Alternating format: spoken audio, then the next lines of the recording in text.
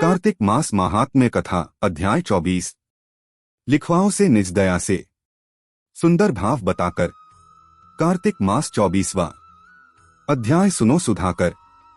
राजा पृथु बोले, हे मुनिश्रेष्ठ, आपने तुलसी के इतिहास, व्रत, महात्म्य के विषय में कहा।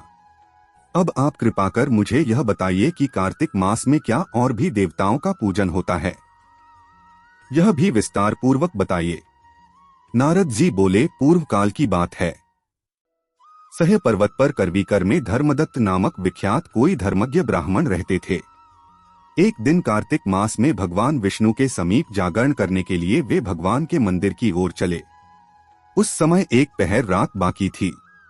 भगवान के पूजन की सामग्री साथ लिए जाते हुए ब्राह्मण ने मार्ग में देखा कि एक भयंकर राक्षसी आ रही है। उसका शरीर नंगा और मांस रहित था। उसके बड़े बड़े दांत, लपकती हुई जीभ और लाल नेत्र देखकर ब्राह्मण भय से थर्रा उठे। उनका सारा शरीर कांपने लगा।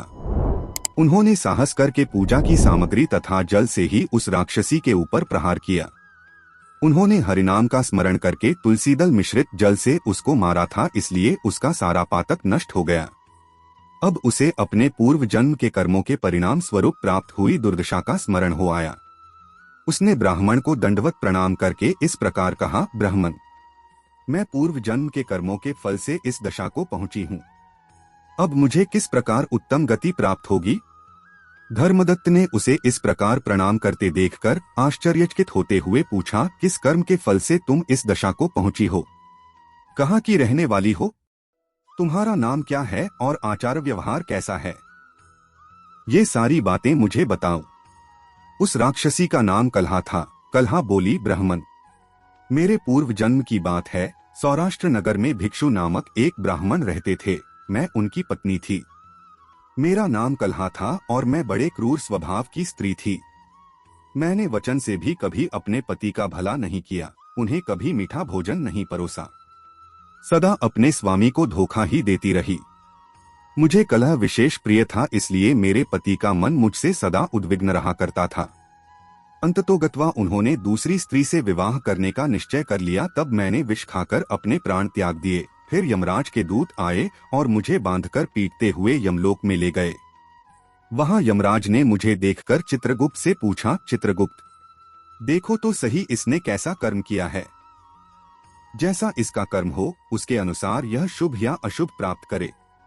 चित्रगुप्त ने कहा, इसका किया हुआ कोई भी शुभ कर्म नहीं है।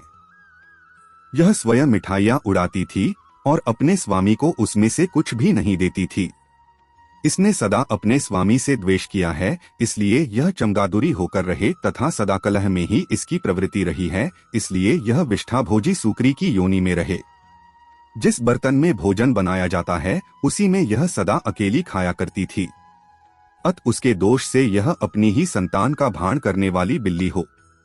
इसने अपने पति को निमित्त बनाकर आत्मघात किया है, इसलिए यह अत्यंत निंदनीय स्त्री प्रेत के शरीर में भी कुछ काल तक अकेली ही रहे। इसे यमदूतों द्वारा निर्जल प्रदेश में भेज देना चाहिए, वहां दीर्घकाल तक यह प्रेत के शरीर में निवास करे। उसके बाद यह पापिनी शेष 3 योनियों का भी उपभोग करेगी।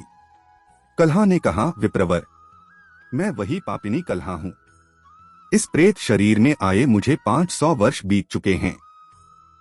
मैं सदैव भूख प्यास से पीड़ित रहा करती हूँ। एक बनिए के शरीर में प्रवेश करके मैं इस दक्षिण देश में कृष्णा और वेणी के संगम तक आई हूँ।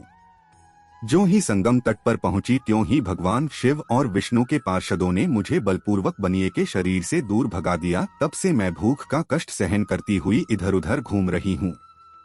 इतने में ही आपके ऊपर मेरी दृष्टि पड़ गई। आपके हाथ से तुलसी मिश्रित जल का संसर्ग पाकर मेरे सब पाप नष्ट हो गए हैं। द्विजश्रेष्ठ, अब आप ही कोई उपाय कीजिए। बताइए, मेरे इस शरीर से और भविष्य में होने वाली भयंकर 3 योनियों से किस प्रकार मुक्त होंगी। कलहा का यह वचन सुनकर धर्मदत्त उसके पिछले कर्मों और वर्तमान अवस्था को देखकर बहुत दुखी हुआ। फिर उसने बहुत सोच विचार करने के बाद कहा, धर्मदत्त जी के कथन की कथा का वर्णन 25वें अध्याय में किया गया है। कार्तिक मास महात्म्य कथा अध्याय 24 समाप्त।